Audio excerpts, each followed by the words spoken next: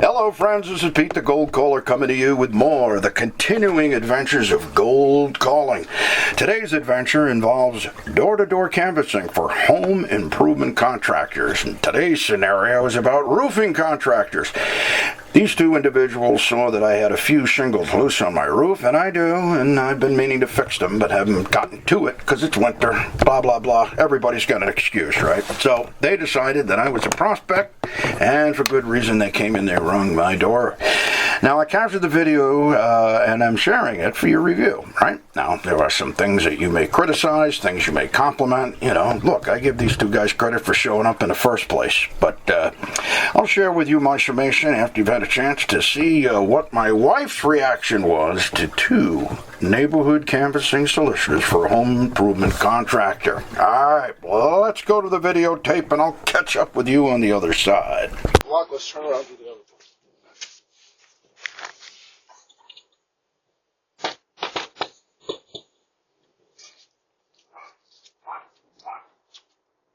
This is you.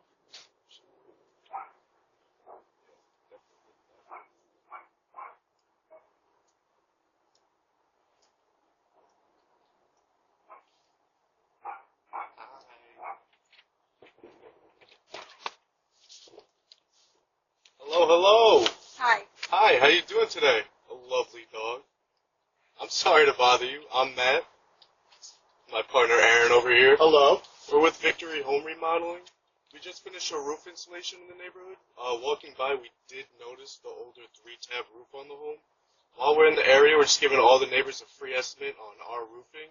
We got guys out here all day today, or does tomorrow work I better? appreciate that, but we have no money. Not now. Oh, most of your neighbors are in the same boat. Nobody can afford anything right now, but I'll just leave you with Bad my situation right now. yeah. I'll just leave you with my information. That way, if you ever get around to it, I can help you save some money. Sorry. I have to go. I'm in the middle of doing laundry. But thank you. It's a hectic day. No, we get that. Yeah. All we're saying is we just walked by. We just noticed that you have these 3 times. She's out of work. It's not a good time. Yeah, absolutely. I have to go. We'll just give you our information, and then we'll get right out of here. Not today. Thank you. Okay. All right, Pete the Gold Caller back here with you. So what'd you think? How'd our friends from the home improvement contractor do, in your opinion?